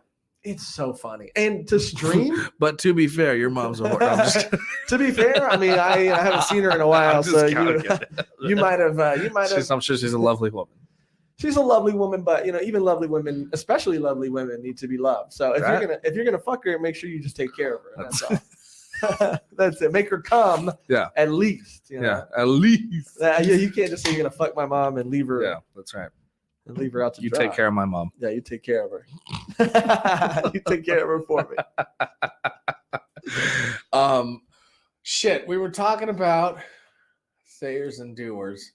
Oh yeah, and adapting and how people went away. We're talking about the OnlyFans. Oh yeah. I think that's the last thing we were talking about. Okay, yeah. So that's what that's the point I was gonna try and get to. Was I'm down with it. Like like I said, I'm kind of struggling here, just trying to stay afloat, just trying to stay relevant. I'm on TikTok now. I'm fucking 30. What am I doing on TikTok? Yeah, but I'm 31, dude. TikTok is amazing, dude. I love TikTok. I love TikTok because of the algorithm and shit. Yeah, it's amazing. I'm banned on Facebook. I can't even fucking look at. I can't even stream on Facebook right now. Fuck Facebook, dude. Dude, Facebook's old. It's old guy shit. Yeah, it's old guy shit. We can't do it anymore, bro. TikTok is better than Instagram. I'll say it. I mean, I go on TikTok because it's a bunch of people I don't know. Yeah. And on my Instagram, it's people who I know. And so I'm like, fuck that guy. Fuck that guy. That's exactly right. I mean, because Instagram fucking changed their whole thing to now where it's like the people you most interact with are the ones that are up on top. And it's like, those are the ones that I see those all the time. Yes.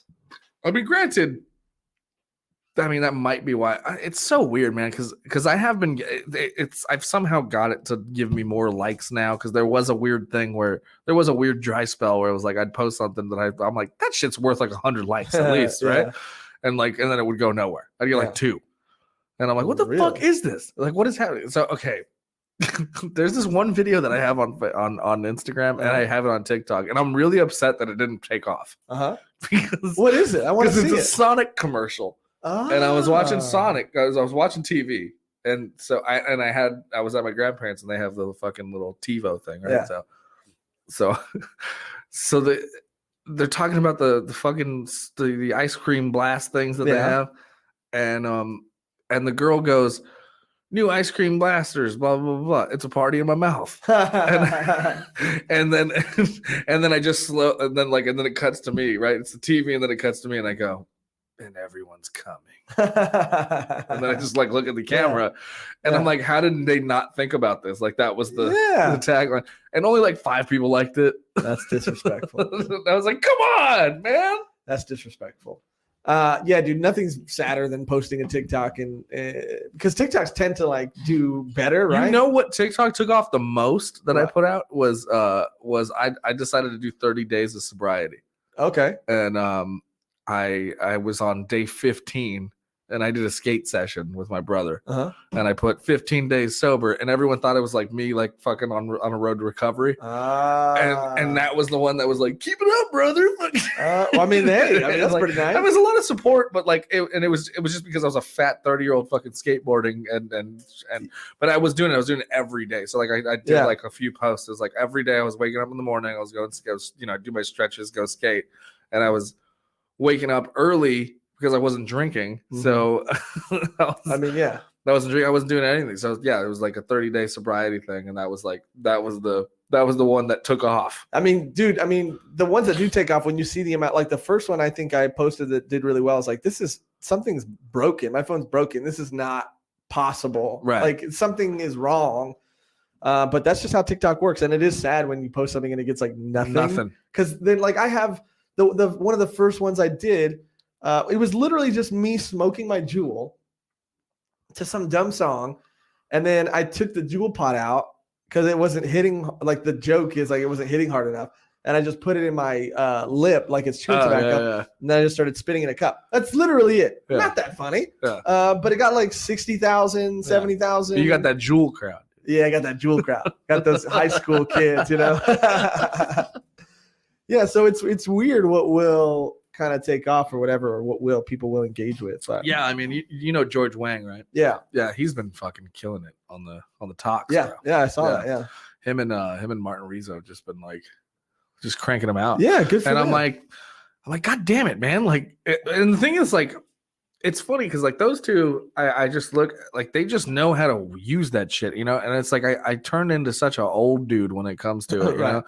And it's like it's not like I don't have the desire to. I'm just like, what the fuck do you do? How do you do all that shit? Yeah. And it's like they make the, or they'll do the dances and stuff, and I'm like, I'm not gonna do that. I mean, you got to just do it, and then something will stick. I mean, that's kind of the point I was trying to make, and I do feel bad whenever I say that about people not making shit or whatever. But I'm more so specifically, and it ties into everything. It's like it's more so speaking to the people who are like, and I'm thinking of one person in my mind right now. Who people who are like sad about it, but then still aren't doing it. It's like you can't be sad and then still not. That making stuff makes you happy, but you're like you're getting the instant gratification from like asking people if you should do it, right? Like I always go back to this one dude who I saw post a laptop screen, and it was like his coffee mug was perfectly positioned in it, and then the laptop screen you just see the word exterior ... And he's like writing sesh, you know what I mean? And that was the caption. That was his story, right? Yeah. And that's more the coming soon stuff that I'm talking about, because you get the instant gratification from people liking that or commenting and saying like, "Oh my god, dude, keep it up, dude! Can't wait to see the final thing." Blah blah blah. And so you're sitting there and your fucking dopamine's like, yeah, you're getting what you want out of it. So you just never make it, right? Yeah. And then you're sad later because you don't have anything to show for all these things that you say you're going to do. And I guess my point with that is there was something I heard one time that said like artists like or people who make cool shit, like they suffer for years in private to get praised in public for like a short amount of time or something like that.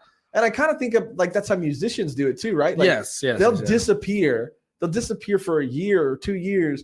Work on an album, and then you'll see them everywhere on all these talk shows, on all these podcasts, on all these YouTube videos to promote this album. Right. And then they'll be around for a while. Do you drink? No, not anymore. Yeah, that's what I thought. Yeah. Okay. But then they'll come back and they'll go away and then they'll work on their next thing. They're not constantly posting like about things they're making because they're too busy making it. Yeah. Yes. But there's something about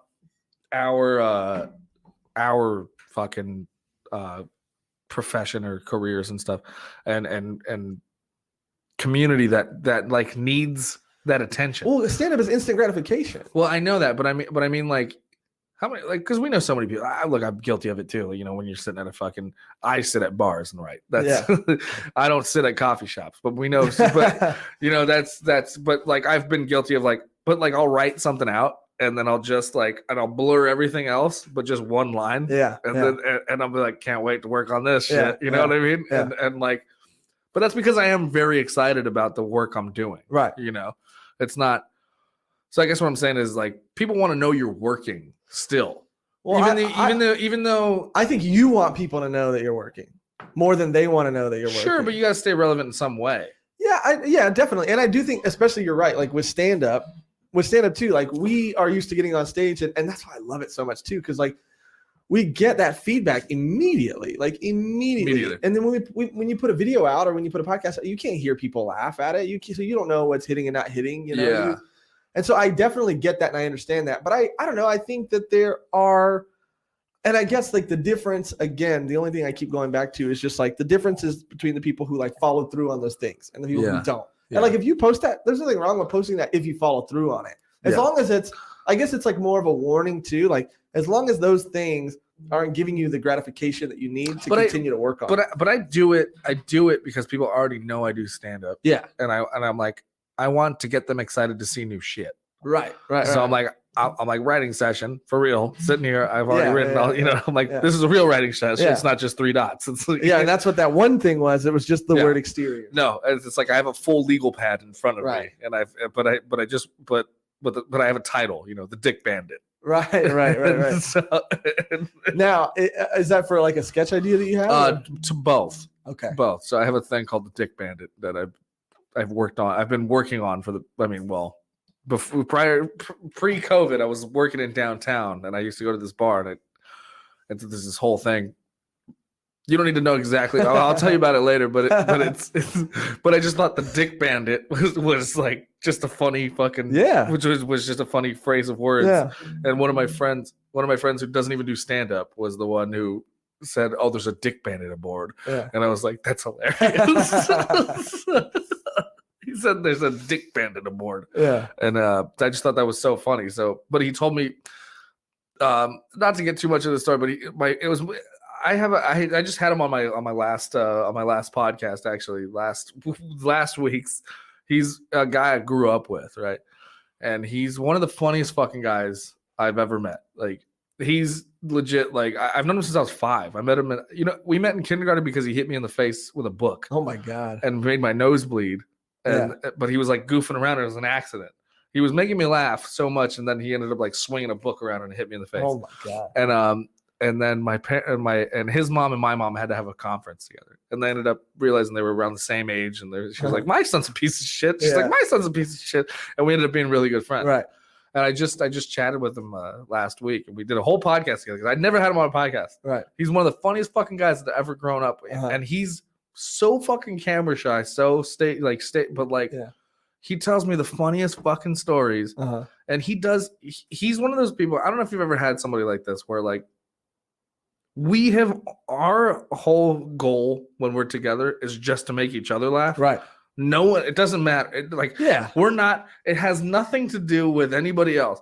Right. So if we go to a grocery store together or something, he'll do something stupid just because he knows it's going to make me laugh. Yeah. Right. And then I'll be like, oh, and I work on that energy. I'll do something else, dumb. He used to go to fucking McDonald's and be like, okay, look, I hate these fucking nuggets. And now there's only 2 in here after he already ate 6, and then he's like, so I need to speak to a manager. Where's Ronald? Yeah.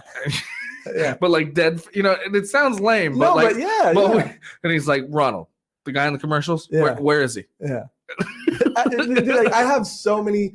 I mean, obviously, when you surround yourself around just funny ass people, I have so many friends. We have the craziest jokes. And have you ever had this too? When you do some of these super inside jokes or whatever, and then people are like, "What the fuck are you guys doing?" It's gotten to a point where me and one of my other friends even almost kind of have our own language. Because we'll talk in this weird inside joke language. And then people on the outside are like, I feel so left out. I have no idea what you're doing. Yeah. It's true. But for us, it's movie references and shit. Yeah. Right? But anyway, this is why I love him so much, because he works on an oil rig. He fucking legit goes to Saudi Arabia and works on this fucking. And but he used to work out of the Gulf of Mexico. Right. And he told me the story about how he would draw dicks on things. and it upset a bunch of people Uh-huh. because like and it was like so I guess I'm getting into it, but fuck it, it was one of the funniest things I'd ever heard because he said he did it for weeks. Uh-huh. He was just drawing dicks on shit, and he said and it just kind of picked up where it was like there was a fucking like there'd be dust on something, he'd just draw a dick, right? Yeah. He's like, because I have no friends on the. He's like, I know these guys I work with. He's like, but like they don't think it's a. He's like, it's funny to me because they're Right. getting upset about Yeah, it. exactly. And exactly. he's like, Yeah. he's telling me, he's like, that's why I wish you were there for you, like to laugh. You know, Yeah. he's like, I'm just doing it to fucking pass the time and entertain myself. Yeah, yeah. And so he said there was a guy that that was one of his buddies, and he drew a bunch of dicks on his locker, and so he said he forgot about it, and then like the next day he's walking through the hallway where everyone's in their going through their lockers, and he said he said that his boss calls a meeting.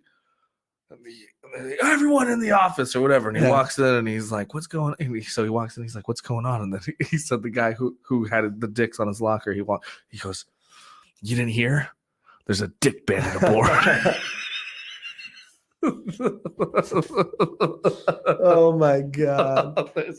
So there's a great deal to the rest of that story that I've tried to do on stage and stuff, but at the same time I have a whole other bit about talking about like Dick Bandit would be like the worst fucking comic book character. Yeah, for sure. For sure. So yeah, so I take that story, I tell the story, and then I go into this whole thing about the Dick Bandit. Yeah. What's his superpower? I don't know. Just drawing dicks on things. The Dick Bandit. He takes people's dicks. He takes people's dicks. He I always dick. thought he had like dick nunchucks. Oh, that's pretty cool too. Yeah. Yeah, you call him like Mr. Steal Your Dick or something. You know what I mean? Yeah. And he comes yeah. And he comes through and then your dick. No, okay. So here I thought the Dick Bandit was just a giant dick, just with like raccoon fucking bandana. Okay. So he's the Dick Bandit. Yeah. And he walks with giant testicles. Yeah. But people are terrified of him because he's a giant dick with. Well, yeah, that's terrifying, Yeah. dude. Have you seen a dick up close, dude? They're awful. If I watch a porn and it's 2 HD, I'm like, oh, yeah, God that's damn. true. That's true. I need to, You know what? I've been starting to get into porn with like average dicks because I'm tired of the monstrosities. I've never been into like the monstrosities, but stuff that's like, it's like, come on, man. Mine's like at least half the size of that one. I mean, I've definitely seen them, but I don't like seek them out. Like I've seen some monster dicks. But and they always try and put them in these tiny women. So I'm always like petite girl, regular dick. Yeah, let's do that. I like that. Yeah, I'll have that. Yeah. Yeah. Anything else is like a little out of control. What's good? Dick Bandit in the boardroom. Blah blah blah. Blah. What's up, buddy? OMG 98. Cool story. Love 10 people right now. What does that mean? I don't know what that means. Get in with us. We've been talking about relationships and stuff. So if you love 10 people. Yeah, if you love 10 people, pick one. And hopefully they're the one that or love all 10. Fuck it. I mean, we were talking about that too. And hopefully one of them likes you back, because if not, then I mean that's not a good ratio. That's true. Or at least that is true. Hey, I'm gonna talk to you about something. Yeah. Because now that I'm living here, yeah, I've decided to finally have my own bar of soap for my butt. Oh, okay. Yeah. Yeah. Okay. Nothing wrong with that. Yeah. But so but the only reason why. This is a new thing? No, this is a thing. This is a thing that is we called it Soapgate for a bit. It was a whole thing. Oh wow. We had commenters on it. We had other podcasts chime in on it. Okay. I was living at my grandparents' house, and I was the only one with the bathroom. Me and my girlfriend at the time. Right. All right. And I had one bar of soap in the bathroom. And then she used that bar of soap, but then I was like, oh yeah, I used that bar of soap to clean my ass. Right. And I was like, and she's like, ew, that's disgusting. I was like, how's that disgusting? Right. I mean, yeah. And she goes, you stick that bar of soap up your ass. I'm like, well, don't stick it up my ass. Of course not. I'm like, I get it in there, but it's that's what the little gloves are for. Right. But I go, yeah. So I have a bar. And she's like, but you just leave it there and you don't tell anybody that it's your ass soap. Right. And I go, yeah, because it's soap. Yeah, I gotta wash my ass. Well, no, I'm saying, so everyone got down on me because they were like, if you have a community bar of soap, that is not ass. You should not put it in your ass. Or are you going directly ass? Soap to Yeah, ass? I'm going. Oh, I'm going bar in my ass. Oh, that's on you. You're a monster. That's on you. You don't put it on a loofah or something? No, You don't because put it then the loofah gets full of shit. What is it? The bar soap is by definition always soap, right?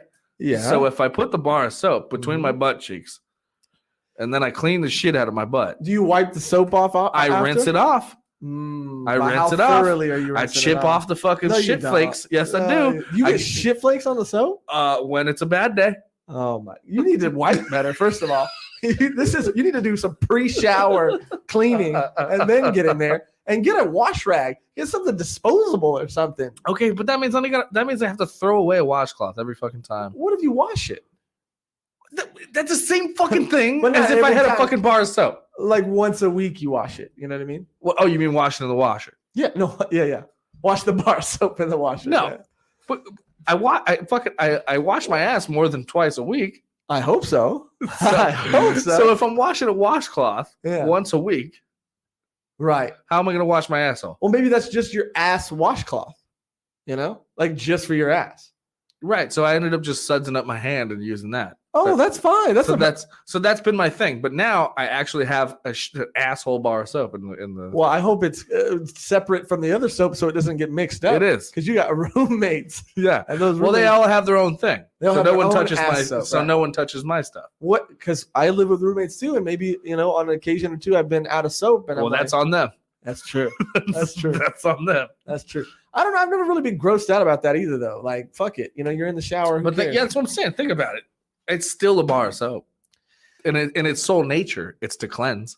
Yeah, but then sometimes you're getting fecal matter. You're talking about chunks, dude. I'm not talking about I'm not shitting on a bar of soap. No, I know, but I'm saying like look, I've recently groomed, so it's been a much more of a easier cleanup.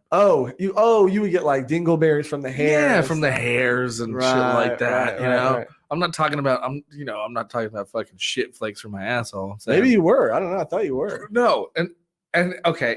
I was like, even if you, and they were like, so everyone who's arguing with me, they were like, what if you shit on a bar of soap?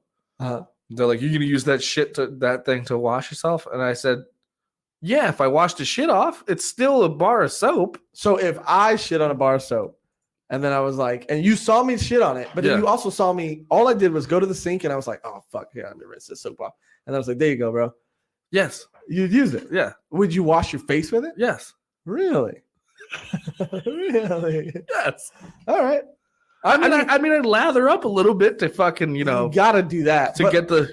I just think it's the image. It's the image of a bare bar of soap going in your ass crack, not in your ass hole, but in your ass crack. But if you have like disinfecting soap or fucking, you know what I mean? It's not like it's the same. I mean, isn't soap disinfecting? Isn't that what it is?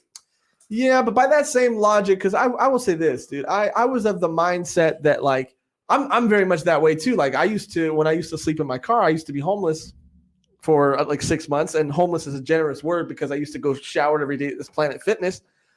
Hey, if you can afford a Planet Fitness. Hey, yeah, I know, right? No, hey, man, I always said that was the way I was going to do it if I ever became homeless. Bro, it was $10 a month. Yeah, absolutely. The Lowe's next door had great Wi-Fi, dude. I was like living the dream. You living the dream.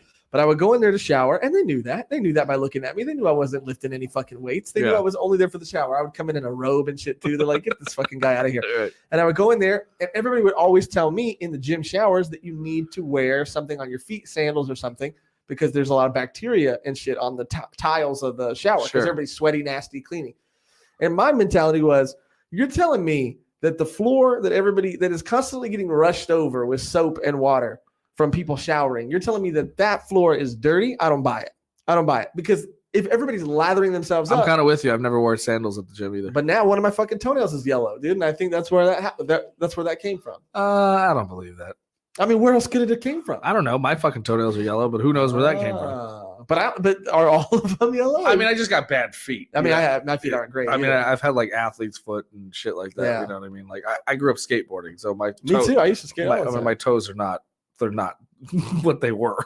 Yeah, I got some gnarly ones now. Yeah, well, and then one of them came off. I dropped something on my foot, and then the stage at Silver Dollar, I dropped it on my foot, and and it fucked up. It like landed right on my big toe. Yeah. And so for like 6 months, it was just growing another like nail underneath it. So yeah. I had to pull my nail off. I posted on Instagram. It was great. That's good content. Yeah. Well, how many likes did that get you? A lot. Oh, there you go.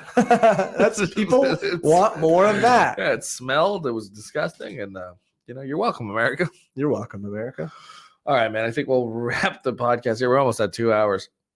Time flew, man. Time did fly. Yeah, it's great. I love having you in here. Yeah, it's man. Cool. I mean, kick it as long as you want. I'm just gonna end this live stream. Thanks again for coming in. Yeah, man. Thank you for this was a lot of fun. Thank you guys for commenting. OMG and From the Dungeon podcast and Janela Roxa from Brazil. Thank you so much. We'll see you another time. Thanks, guys. Later. Famcast Media. Bitch.